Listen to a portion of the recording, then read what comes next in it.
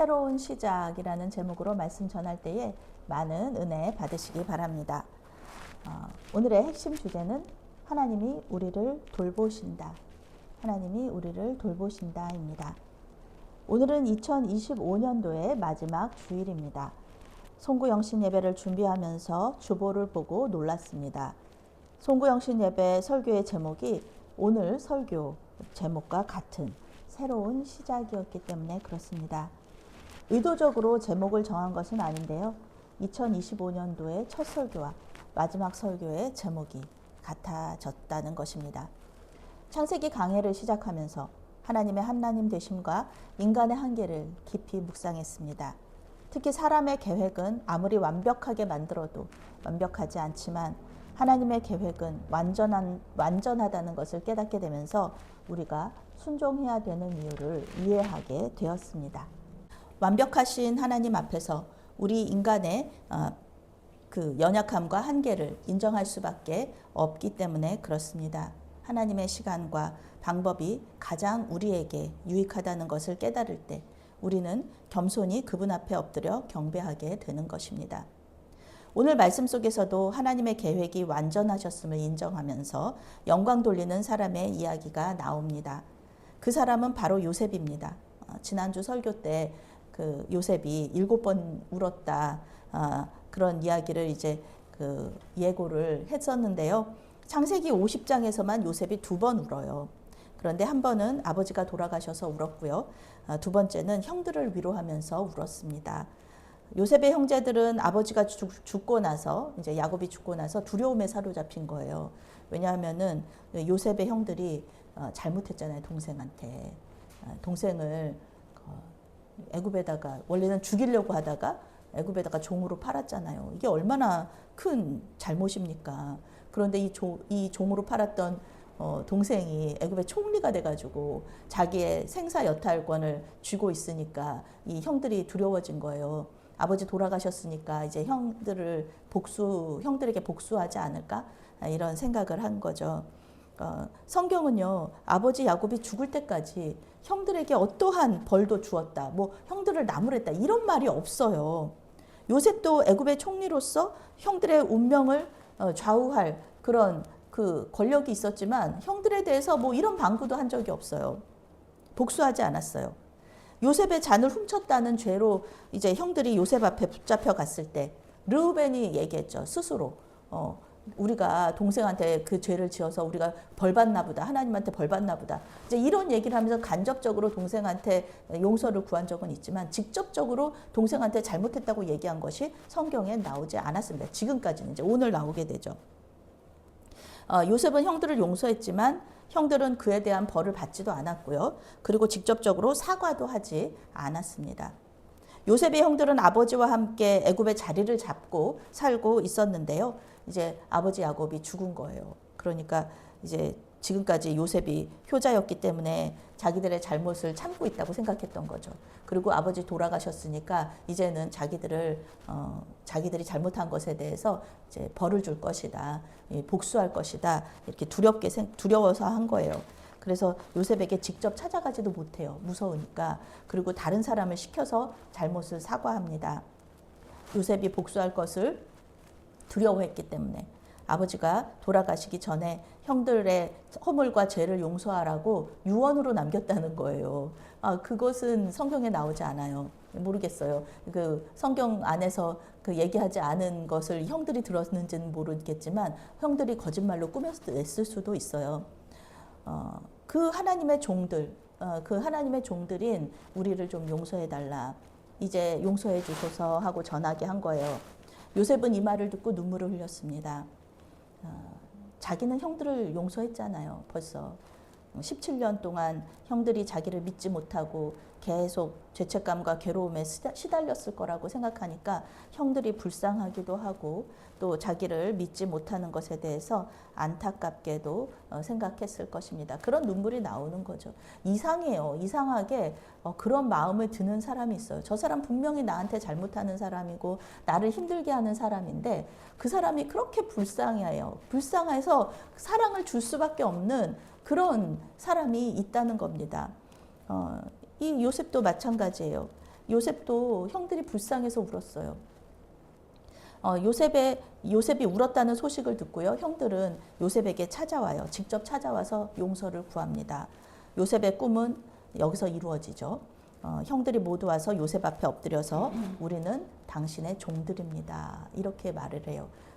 꿈꾸고 그 꿈 때문에 자기 팔려간 거잖아요. 이 형들이 얘기한 거잖아요. 네가 이렇게 종으로 팔려가도 그 꿈이 이루어지나 한번 보자. 그러면서 동생을 애굽에 팔았던 것인데 하나님의 계획을 우리 인간이 어떻게 막을 수가 있겠습니까? 창세기의 큰 주제죠. 하나님은 하나님이고 사람은 사람일 뿐입니다. 사람이 하나님처럼 되려고 해도요, 절대 될 수가 없다는 겁니다. 누구도 하나님의 계획을 멈추거나 바꿀 수 없다. 하나님께서 바꾸실 수 있어요. 하나님만 바꾸실 수 있어요. 사람은 그 계획을 바꿀 수 없다. 물론 하나님께서 사람의 기도를 들으시고 그 뜻을 돌이키실 때는 있어요. 어떤 민족이 멸망당할 지경에 이르렀을 때 중보자가 그 사이에서 기도하고 그러면 하나님께서 그 멸망시키실 것을 돌이키시는 적은 있었죠. 그런데 그건 역시 인류 구원이라는 하나님의 큰 그림 속에, 하나님의 대원칙 속에서 그 변화가 있을 뿐입니다. 인류 구원은 하나님께서 가장 크게 생각하시는 그림이고요. 하나님의 큰 비전입니다. 멸망과 심판을 계획하실지라도 그 뜻을 돌이키시는 분이 바로 하나님이시라는 겁니다. 우리 지난주 금요일에 말씀 묵상할 때 들으셨죠? 우리 예수님의 비전은요, 이렇게 선택한 몇 명의 사람만 구원하는 것이 아니라 모든 사람이 구원받는 것을 하나님께서 원하신다는 것, 그것이 하나님의 선택이라는 것을 주기도문에서도 우리가 볼 수가 있습니다. 요셉은 다시 한번 형들에게 자신이 형들을 용서했다는 것을 말하면서요, 형들을 위로합니다. 요셉이 17세의 종으로 팔려와서 지금 아버지 돌아가셨을 때가 56세 정도 되었거든요. 그러니까 지금까지 거의 40년 동안 형들은 이 죄책감에 사로잡혀 있었던 거예요. 동생을 죽이려고 했다가 다시 동생을 종으로 팔았다는 것에 대한 그 죄책감을 40년 동안 가지고 있었다는 거예요. 그러니 그게 얼마나 큰 고통이고 그 많은 에너지를 소모했겠습니까? 애굽의 종으로 팔았다는 것에 대해서 지금까지 침묵한 거예요. 아버지한테도 말 안 하고 가족들한테도 말 안 하고 오직 그 형제들만 알고 있었던 거죠. 이 죄가 형들을 올가매고 있었고요. 40년 동안 죄책감에 시달리게 했습니다. 아버지나 요셉이 조금 그 문제에 대해서 무슨 말을 하거나 언급을 하거나 벌을 주거나 좀 그랬으면 마음이 편했을 텐데 조용하니까 더 두려운 거예요. 아버지나 요셉이 아무 말도 안 하니까 더 두려운 거예요. 뭔가 용서받았다는 그런 이 마음에 평안함이 없었던 거예요. 요셉은 형들을 용서했기 때문에 그냥 넘어간 거고요. 아버지도 그냥 뭐 동생이 요셉이 그렇게 아무렇지도 않게 생각하고 그냥 넘어가니까 아버지도 더 말씀을 안 하신 거죠. 과거에 얽매이기보다는 요셉은 현재와 미래를 더 중요하게 생각한 거예요. 그래서 요셉은 형들을 위로하면서 이렇게 말합니다. 두려워하지 마소서. 내가 하나님을 대신하리이까. 개역개정 성경은요, 마치 조금 이 번역한 거를 좀 자세히 읽어보면은 하나님의 일이니까 나는 복수하지 않겠다. 나는 복수하지 않는데 하나님께서 복수해 주시기를 원한다. 이런 식으로 조금 해석이 될 수가 있어요. 그런데요, 그 영어 성경은요, 이렇게 번역해요. 나는 하나님께서 결정하신 것을 바꿀 권리가 없습니다. 이렇게 번역합니다. 조금 다르죠. 형들의 악한 계획을 통해서 하나님은 선한 것을 이끌어내신 거예요. 그것이 하나님의 뜻이었다는 거예요. 그러니까 나는 그것을 바꾸지 않겠습니다. 라고 얘기하는 거죠. 야곱의 가족들의 생명을 하나님께서 요셉을 통해 구원하셨다는 거예요. 요셉이 없었다면 어떻게 됐을까요? 고대 근동을 휘몰아쳤던 그 기근 때문에 모두 굶어서 죽었을 것입니다. 하나님의 선하신 뜻이 형들의 악함 속에서 이루어졌으니까 나는 형들을 용서합니다. 이렇게 말하는 거죠. 그러니까 죄에서 자유해지십시오. 나를 팔았다는 것에 대해서, 나를 죽이려고 했다는 것에 대해서 이제 그 모두 다 잊어버리고 우리 새롭게 다시 이 세상에서, 이 땅에서 살아갑시다. 말하는 거예요. 아버지가 돌아가셨어도 나는 형들과 형들의 자녀들을 돌보겠습니다. 성경은 요셉이 그들을 간곡한 말로 위로했다라고 말합니다. 그리고서는 형들의 반응이 없잖아요. 형들이 어떻게 했는지. 개역개정 성경에는 없는데요. 영어 성경에는 그 뒤의 이야기도 번역하고 있어요. 그의 형들은 마음이 한결 편해졌다. 마음이 한결 편해졌다. 네, 이 연말에 참 그 은혜가 되는 말씀이죠. 지금까지 마음속에 1년 동안 또는 지금까지 평생 동안 우리가 마음에 담아두고 있었던 것 용서를 빌고 또 그에게 용서를 받고 또 마음이 한결 편해지기를 또 하나님이 이 시간 우리에게 원하시는 줄로 믿습니다.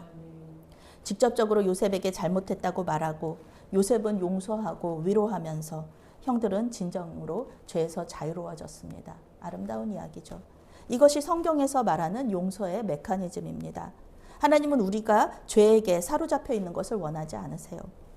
예수님께서 우리의 죄를 모두 가져가셨다. 그것을 믿는다면 죄책감에서 자유로워질 수 있습니다. 그리고 똑같은 죄를 짓지 않을 수 있어요. 성령께서 내주하시면서 도와주신다는 것을 알고 있기 때문에 그렇습니다. 죄를 용서함 받고서도 계속해서 죄책감에 사로잡혀 있는 거예요. 그 죄를 짓지는 않지만 내가 옛날에 그 죄를 지었는데 나 정말 너무 잘못했어. 나 정말 그것 때문에 너무 괴로워. 계속해서 그러는 거를 하나님께서 원하시지 않는다는 거예요. 이미 그것은 예수님께서 가져가셨잖아요. 그 죄는 예수님께서 가져가셨는데 내가 왜 그 허상을 붙잡고 존재하지도 않는 죄를 붙잡고 괴로워하고 있느냐. 그런 것이죠. 예수님의 십자가 보혈과 죄사함의 능력을 믿는다면은 더 이상 그 허상을 잊지도 않은 거를 다 예수님 가져가셨으니까 그 잊지도 않는 것을 붙잡고 우리가 괴로워할 이유가 없다는 거죠. 물론 같은 죄를 계속해서 지으면서 겉으로만 회개하는 거 그런 사람들도 있어요. 이거 믿지 않는 사람들이 항상 비판하는 거잖아요. 너네는 맨날 똑같은 죄 지으면서 교회 가서 엎드려만 있고 회개한다 그러면은 그만이지 라고 얘기하지만 우리 이 믿지 않는 사람들도 아는 것을 하나님께서 모르시겠습니까? 그런 가식적이고 위선적인 회개를 하나님 받지 않으신다는 거예요. 이것은 하나님을 속이는 또 다른 죄를 짓는 것이에요. 그렇기 때문에 하면 안 되는 것이죠. 요셉은 가족들을 돌보면서 110세의 장수를 누립니다. 할아버지들이나 아버지의 나이를 생각하면은 많이 오래 산 것도 아니에요. 그렇지만 당시에 애굽의 수명이 40세에서 50세 정도 됐다 그러면은 거의 2배를 산 거나 마찬가지죠. 장수한 겁니다. 그는 둘째 아들인 에브라임의 자손 3대를 보았고요. 므낫세의 아들 마길의 아들들을 자기 자식으로 입양하여서 양육합니다. 요셉은 야곱과 같은 유언을 남겨요. 나는 죽지만 걱정하지 마십시오. 내가 당신들을 돌보았지만 하나님께서 당신들을 돌보실 거고 또 이 땅에서 인도하여 내사 조상들에게 맹세하신 땅으로 들어가게 하실 것입니다. 이렇게 유언으로 남겨요. 세번역 성경은 반드시라는 단어를 집어넣었어요. 그래서 하나님께서 반드시 너희를 돌보시고 반드시 이 땅에서 인도하여서 조상들에게 맹세하신 그 땅으로 반드시 들어가게 하실 것이다 라고 말하는 거예요. 맹세는 약속보다 더 절대적인 것입니다. 하나님께서 맹세하신 것은 반드시 이루어지는 거예요. 반드시 지키겠다는 그 약속입니다. 요셉은 대제국이었던 애굽의 총리였지만 애굽에 묻히는 것을 원하지 않고요. 가나안 땅에 묻히기를 원합니다. 자기에게 익숙한 땅이면서 가족들을 돌보는데 부족함이 없었던 그 애굽 땅, 그 애굽 땅에 묻히는 것이 아니라 아무 미련 없이 가나안 땅에 나를 묻어다오 이렇게 약속하고 묻히기를 원했습니다. 아버지 야곱과 마찬가지로 요셉은 자기 후손들에게 자기 유고를 가지고 나가라고 맹세를 시켰습니다. 하나님의 약속이 반드시 이루어질 것을 믿었기 때문에 맹세를 시킨 것이에요. 실제로 400년 후에 이스라엘 백성들이 출애굽할 때 요셉의 유고를 가지고 떠났고요. 40년 후에 요셉의 유골은 세겜성의 장사가 됩니다. 우리는 다 알고 있죠. 창세기는 요셉의 죽음으로 끝나지만 완벽하게 끝이 나는 구조는 아닙니다. 왜냐하면은 약속이 이루어지지 않았잖아요. 가나안 땅을 주시겠다는 하나님의 약속이 이루어지지 않았고요. 그리고 자손들이 하늘의 별처럼 땅의 모래처럼 많아질 것이라는 약속도 이루어지지 않았습니다. 그리고 또 뭐 예수님께서 유다의 후손으로 오신다는 그 약속도 이루어지지 않고 그냥 요셉의 죽음으로 끝이 난 거예요. 그러니까 이 책은 완성된 책이 아니라 미완의 책이다라는 것이죠. 지금 사람들은 적어요. 이 약속을 받은 사람들은 계속 죽어요. 약속의 성취는 보이지 않는 미래에 있습니다. 실현될지 안 될지 잘 모릅니다. 그런데 이 죽어가는 사람들이 위대한 믿음을 보여주는 거예요. 구름 한 점 안 보이는 곳에서 비가 내릴 것이라고 믿었던 그 엘리야 선지자처럼 그들은 미래에 자기 자손들이 하늘의 별처럼 많아질 것이고요. 바다의 모래처럼 많아져서 약속의 땅에 돌아가서 그 땅을 차지할 것을 믿고 있습니다. 우리는 그 결말을 알고 있죠. 이스라엘의 후손들은 실제로 가나안 땅으로 들어갔어요. 그리고 다윗 왕의 시대에 그 땅을 차지했습니다. 그래서 창세기는 끝이 아니라 출애굽기로 이어지면서 이스라엘 백성들과 하나님의 언약의 역사를 다시 시작하게 됩니다. 저희 이곳에 저희 권사님 계시지만 저희 권사님은 저희 자녀들이 그 어렸을 때 그런 기도를 하셨죠. 이 자녀들이 그 5대양 8대주를 다니게 해달라고. 8대주 아니고 6대주인데 그런 기도를 저희 어머니 권사님이 계속해서 하셨어요. 그런데 그 약속이 그 기도가 이루어졌죠. 그때는 우리 권사님 생각도 못 하셨을 거예요. 왜냐하면 우리 80년대까지는 그 저기 해외여행이 자유화되지 않았었잖아요. 그런데도 그 비전을 가지고 계속해서 기도하셨는데 제가 그 모든 우리 권사님하고 집사님도 많은 대륙을 밟아보셨지만 제가 남미 대륙을 제외하고는 또 다 밟았죠. 근데 남미까지도 아마 하나님께서 보내주실 줄로 믿습니다. 그 20개국 넘게 이번에 미국도 갔다 왔지만 20개국 넘게 다녀왔잖아요. 그 어머니의 기도가 그렇게 이루어지는 거예요. 믿음을 가지고 기도했기 때문에 이런 기도들이. 그래서 조상들의 기도, 어머니의 기도가 중요한 거죠. 그 앞이 보이지 않아도 소망을 가지고 기도할 때 하나님 반드시 이루어 주신다는 거예요. 우리는 창세기를 읽고 묵상하면서 많은 성경의 인물들을 만났습니다. 창세기는 인간이 절대 하나님이 될 수 없다는 것을 알려주는 성경책이에요. 그런데 이 세상의 시작부터 인간은 하나님이 되려고 했죠. 그리고 자기들의 잘못을 하나님한테 돌리는 일, 하나님 핑계대는 일을 해왔습니다. 첫 번째 사람이었던 아담 뭐라 그래요?